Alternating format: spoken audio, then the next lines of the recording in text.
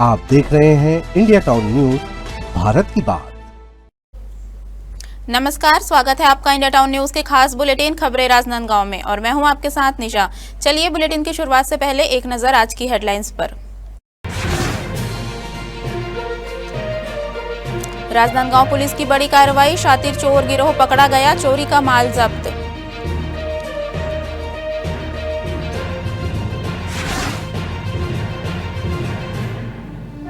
दिवाली से पहले खाद्य सुरक्षा विभाग की सख्ती, खाद्य पदार्थों के नमूने जांच के लिए जब्त, रंगीन मिठाइयों से परहेज की अपील।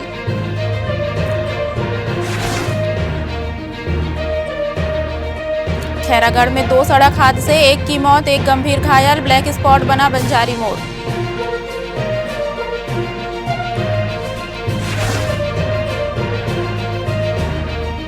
गिट्टी खदान के तालाब में मिला युवक का शव मिलने से फैली सनसनी, पुलिस जांच में जुटी।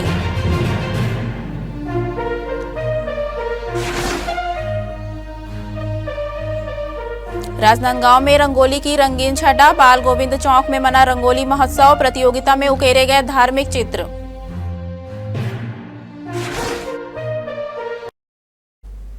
चलिए बढ़ते हैं खबरों की ओर। दीपावली की पूर्व संध्या पर जहां पूरा क्षेत्र रोशनी और उल्लास में डूबा था, वहीं 2 अलग-अलग सड़क हादसों ने खुशियों को मातम में बदल दिया।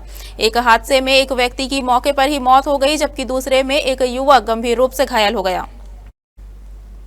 पहली घटना खैरागढ़ थाना क्षेत्र के ग्राम पेंड्रीकला स्थित बंजारी मंदिर मोड़ के पास हुई, जहां नरेंद्र कुमार साहू नामक व्यक्ति की बाइक अनियंत्रित होकर नारियल स्टॉल से जा टकराई।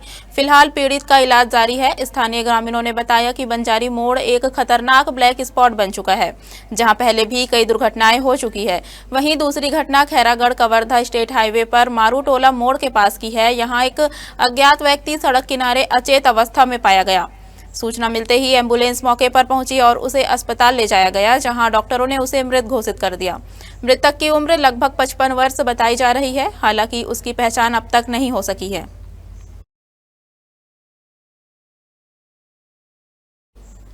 राजनांदगांव शहर में काली चौदस का पर्व इस वर्ष भी पूरी श्रद्धा और भव्यता के साथ मनाया गया। इस अवसर पर मां काली की चुनरी यात्रा का आयोजन किया गया, जिसमें हजारों श्रद्धालुओं ने भाग लिया। शहर की सड़कों पर भक्तों का सैलाब उमड़ पड़ा और जय माता दी के जयकारों से वातावरण गूंज उठा। विशेष बात यह रही कि इस चुनरी यात्रा में भजन गायक दुकालू यादव ने अपनी भक्ति प्रस्तुति से माहौल को पूरी तरह भक्तिमय कर दिया। उनके गाए भजनों पर श्रद्धालु झूमते और नाचते नजर आए। पूरे शहर के प्रमुख काली मंदिरों में विशेष पूजा अर्चना का आयोजन किया गया। भक्तों ने मां कालरात्रि की आराधना कर सुख समृद्धि और नकारात्मक शक्तियों से रक्षा की कामना की। पंडितों के अनुसार काली चौदस तंत्र साधना का विशेष अवसर होता है। साधक इस दिन विशेष मंत्र जाप और साधना करते हैं। साथ ही यह दिन पूर्वजों की आत्मा को स्मरण करने और उन्हें सम्मान देने का भी अवसर माना जाता है। इस दौरान स्थानीय प्रशासन की ओर से सुरक्षा व्यवस्था भी चाक चौबंद रही, जिससे यात्रा शांतिपूर्ण ढंग से संपन्न हुई। काली चौदस का पर्व जो है महाकाली के अवतरण दिवस का एक महान पर्व है, जो आज हम यहाँ मना रहे हैं धूमधाम से। और हर वर्ष इस मौके पर हम भव्य चुनरी शोभा यात्रा निकालते हैं, जिसमें हम माता को 31 फीट की चुनरी भेंट करते हैं। और उसके साथ ही इस मौके पर यज्ञ, अनुष्ठान, अभिषेक, पूजन, इसका क्रम रात भर चलता है। इससे पूर्व एक शहर में शोभा यात्रा निकालते हैं, जिसमें हम चल समारोह का आयोजन करते हैं। गत वर्ष हमने पंडित विवेक शर्मा के कार्यक्रम का आयोजन किया था, और इस वर्ष दुकालू यादव यहाँ पर, जो छत्तीसगढ़ के सुप्रसिद्ध जज गायक है, वो पहुंचे हुए हैं और वो अपनी प्रस्तुति चल समारोह में देंगे। दिवाली के त्यौहार की खुशी में राजनांदगांव क्षेत्र में एक खास परंपरा देखी जाती है, जिसे सुआ नृत्य के नाम से जाना जाता है। यह नृत्य दिवाली के समय छत्तीसगढ़ में खासकर महिलाओं द्वारा किया जाता है और इसकी शुरुआत दिवाली से लगभग 1 महीने पहले होती है। इस दौरान महिलाएं धान की टोकरी में एक तोते की प्रतिमा रखती है और उसके चारों ओर घेरा बनाकर नृत्य करती है, जिससे वे अपनी भावनाओं को व्यक्त करती है। यह नृत्य न केवल मनोरंजन का माध्यम है, बल्कि स्थानीय संस्कृति और सामाजिक एकता को भी मजबूत करता है। स्थानीय लोग दिवाली के जश्न की शुरुआत इस नृत्य से करते हैं, जो पूरे माह चलने वाले त्योहारों के आनंद को दोगुना कर देता है। इस दौरान नृत्य की खासियत और उत्साह देखते ही बनता है, जो दर्शकों को मंत्रमुग्ध कर देता है।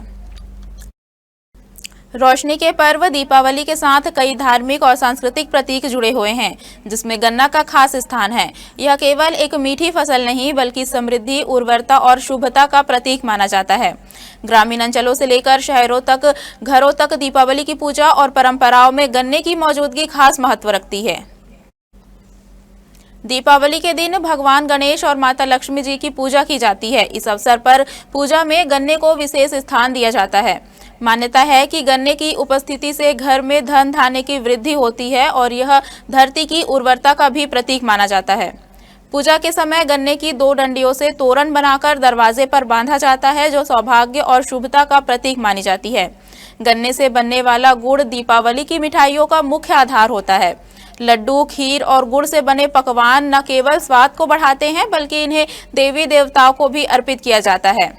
दीपावली के दूसरे दिन यानी गोवर्धन पूजा और बलि प्रतिपदा के दिन गन्ने का विशेष उपयोग होता है। ग्रामीण क्षेत्रों में गाय और बैलों को गन्ना खिलाया जाता है, जिससे पशुओं के प्रति श्रद्धा और प्रकृति के साथ जुड़ाव का भाव झलकता है। दीपावली का पर्व हो और माता लक्ष्मी के तैल चित्र पर गन्ने की पूजा ना हो तो ये पूजा अधूरी मानी जाती है। आखिरकार गन्ना जो है वो पूजा पाठ के लिए, पूजा सामग्रियों के लिए इतना महत्वपूर्ण क्यों है, सारी चीज़ों की जानकारी लेंगे। सबसे पहले तो आपको बता दें कि आज दीपावली का पर्व है और पूरे देशवासियों को इंडिया टाउन न्यूज़ की तरफ से दीपावली पर्व की हार्दिक बधाई एवं शुभकामनाएं। आज हम उन सब चीज़ों को जानने की कोशिश करेंगे जो पूजा पाठ के लिए आवश्यक माना जाता है।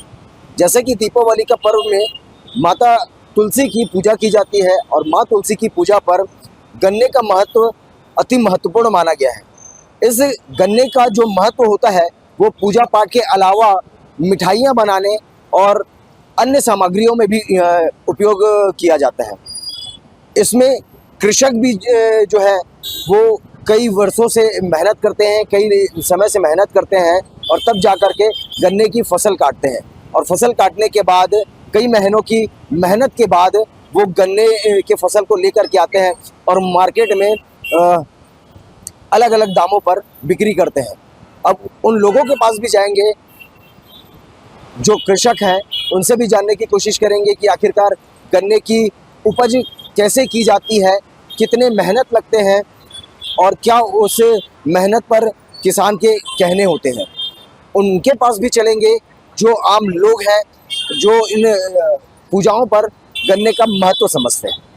एक कम से कम 7-8 महीना लगता है और हम लोग बोते हैं फूस में बोया जाता है।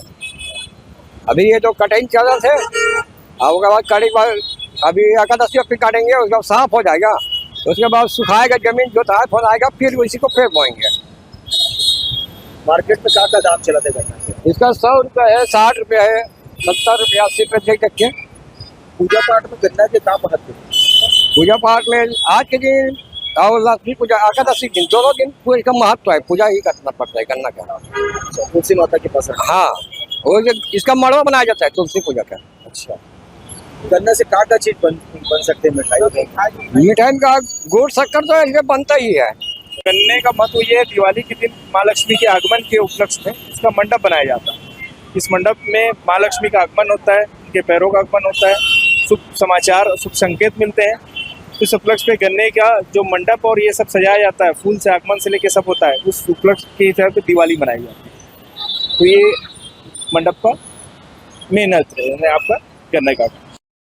राजनांदगांव जिले के तुमड़ी बोर्ड क्षेत्र में हाल ही में बढ़ी चोरी की घटनाओं को गंभीरता से लेते हुए पुलिस ने तत्काल कार्रवाई करते हुए 3 शातिर चोरों को गिरफ्तार करने में सफलता हासिल की है। गिरफ्तार आरोपियों से लाखों रुपए की चोरी का माल बरामद किया गया है। जानकारी के अनुसार प्रार्थी ने रिपोर्ट दर्ज कराई थी कि 3 जुलाई 2025 की रात उसके सूने मकान का ताला तोड़कर चोरों ने जेवरात, मोबाइल फोन और नगद चोरी कर लिए, जिसके बाद पुलिस ने गुप्त सूचना के आधार पर अमित सिंह जाट और देवेंद्र सोरी को हिरासत में लेकर पूछताछ की, जहां दोनों ने चोरी की वारदात को स्वीकार किया। इसके अलावा आरोपी अमित सिंह जाट के पास से एक स्कूटी भी बरामद की गई, जिसे दुर्ग से चोरी किया गया था। पूछताछ में यह भी खुलासा हुआ कि आरोपियों ने ग्राम सिंह घोला रोड के पास एक कपड़ा दुकान से भी चोरी की वारदात को अंजाम दिया था। सभी आरोपियों को गिरफ्तार कर न्यायिक रिमांड पर भेज दिया गया है। राजनांदगांव में रेलवे फाटकों को हटाकर अंडरब्रिज बनाने की केंद्र सरकार की योजना का उद्देश्य है रेल यातायात को सुगम बनाना और लोगों को जाम से मुक्ति दिलाना, लेकिन जमीनी हकीकत कुछ और ही बयां कर रही है। स्टेशन पारा और गौरीनगर में वर्षों पहले शुरू हुए अंडरब्रिज निर्माण कार्य आज भी अधूरे पड़े हैं। खासकर गौरीनगर अंडरब्रिज में पानी भरा हुआ है, जिससे राहगीरों को भारी परेशानी हो रही है। दरअसल रेलवे विभाग द्वारा फाटकों को हटाकर अंडरब्रिज बनाए जा रहे हैं ताकि रेलगाड़ियां बिना रुके गुजर सके और सड़क यातायात भी सुचारू रूप से चले, लेकिन गौरीनगर अंडरब्रिज की स्थिति किसी खतरे से कम नहीं है। कुछ दिन पहले एक वाहन अंडरब्रिज में गिर गया था, जिसे पुलिस ने बड़ी मुश्किल से बचाया। यह प्रोजेक्ट 2 साल पहले ही पूरा होना था, लेकिन अब तक काम अधूरा है। न तो जल निकासी की व्यवस्था है और न ही रोशनी या सुरक्षा की। गौरीनगर और स्टेशन पारा के लोगों की उम्मीदें अब टूटने लगी है। वे चाहते हैं कि निर्माण कार्यों में तेजी लाई जाए और सुरक्षा के पूरे इंतजाम किए जाए। दीपावली के मद्देनजर खाद्य पदार्थों की गुणवत्ता सुनिश्चित करने के लिए जिला प्रशासन की ओर से विशेष अभियान चलाया जा रहा है। कलेक्टर जितेंद्र यादव के निर्देश पर खाद्य एवं औषधि प्रशासन विभाग की टीम द्वारा मिठाई दुकानों और किराना प्रतिष्ठानों का सघन निरीक्षण किया जा रहा है।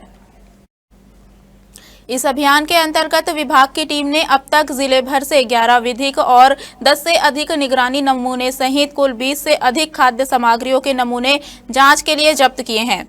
इन नमूनों की प्रयोगशाला में गुणवत्ता परीक्षण किया जाएगा। इसके अलावा जांच के दौरान उपयोग के बाद पुनः रखे गए लगभग 2.5 लीटर तेल को भी मौके पर ही नष्ट करवा दिया गया।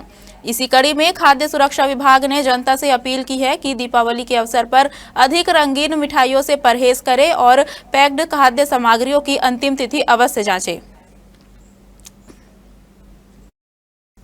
राजनांदगांव के बाल गोविंद चौक में दीपावली की पूर्व संध्या पर नवीन विद्यार्थी मंडल द्वारा पारंपरिक रंगोली प्रतियोगिता का आयोजन किया गया। इस आयोजन में शहर के विभिन्न क्षेत्रों से आए कलाकारों ने भाग लिया और अपनी कला का शानदार प्रदर्शन किया। प्रतियोगिता में कलाकारों ने रंग बिरंगे रंगों से एक से बढ़कर एक मनमोहक रंगोलियां बनाई। खास तौर पर भगवान श्री कृष्ण, नरसिंह अवतार और बांसुरी जैसे धार्मिक एवं सांस्कृतिक प्रतीकों को रंगोली के माध्यम से बेहद सुंदर तरीके से प्रस्तुत किया गया, जिसने दर्शकों को मंत्रमुग्ध कर दिया। नवीन विद्यार्थी मंडल की ओर से 3 उत्कृष्ट रंगोलियों का चयन कर उन्हें प्रथम, द्वितीय और तृतीय स्थान से सम्मानित किया गया। कार्यक्रम के आयोजकों ने बताया कि इस प्रकार की प्रतियोगिताएं युवाओं को अपनी प्रतिभा दिखाने का मंच देती है और सांस्कृतिक विरासत को जीवंत बनाए रखने में सहायक होती है। ने हनुमान जी की रंगोली बनाई है। ये बाल गोविंद चौक में तकरीबन सालों से होती जा रही है। यहाँ पे लोग अपनी कला का प्रदर्शन करते हैं, रंगोली बनाते हैं और यहाँ पे बहुत अच्छा रिस्पांस मिलता है लोगों के से। और आप देख सकते हैं कि कितनी भीड़ है यहाँ पे और साथ में प्राइज डिस्ट्रीब्यूशन भी वगैरह होता है। मतलब बच्चों की सराहना की जाती है, अपना प्रदर्शन करते हैं वो सब। सोमनी थाना क्षेत्र के मनगटा स्थित गिट्टी खदान के तालाब में एक युवक का शव तैरता हुआ मिलने से इलाके में सनसनी फैल गई। घटना की सूचना मिलते ही पुलिस मौके पर पहुंची और शव का पंचनामा कर उसे पोस्टमार्टम के लिए भेज दिया गया। पुलिस मामले की गहन जांच कर रही है। मृतक की पहचान सावंत कुमार बड़ा के रूप में हुई है। जानकारी के अनुसार सावंत इंजीनियरिंग की पढ़ाई कर चुका था और वर्तमान में स्टॉक मार्केट में निवेश संबंधी कार्य करता था। वह दिनांक 17 मार्च 2025 को अपने घर से निकला था, जिसके बाद से लापता था। इस संबंध में परिजनों ने पुलिस चौकी स्मृति नगर में गुमशुदगी की रिपोर्ट दर्ज कराई थी। मौसम में अचानक बदलाव के साथ राजनांदगांव शहर में ठंडक का एहसास शुरू हो गया है। सुबह से ही आसमान में बदली छाई रही और वातावरण में हल्की धुंध देखी गई, जो देखने में कोहरे जैसी प्रतीत हो रही थी। रानी सागर, बूढ़ा सागर और फ्लाईओवर के ऊपर से लिया गया नजारा मानो सर्दियों की दस्तक की घोषणा कर रहा हो। सुबह के समय शहरवासियों ने सैर करते हुए मौसम के इस बदले रूप का आनंद लिया। मौसम विभाग के अनुसार आने वाले दिनों में न्यूनतम तापमान में गिरावट की संभावना है, जिससे ठंड और बढ़ सकती है। बदलते मौसम के इस संकेत ने लोगों को गर्म कपड़े निकालने पर मजबूर कर दिया है। शहर में अब जल्द ही शीत ऋतु की पूर्ण रूप से शुरुआत होने की उम्मीद है। हमारे खास बुलेटिन खबरें राजनांदगांव में फिलहाल इतना ही। मुझे दीजिए इजाजत। नमस्कार। आप देख रहे हैं इंडिया टाउन न्यूज, भारत की बात।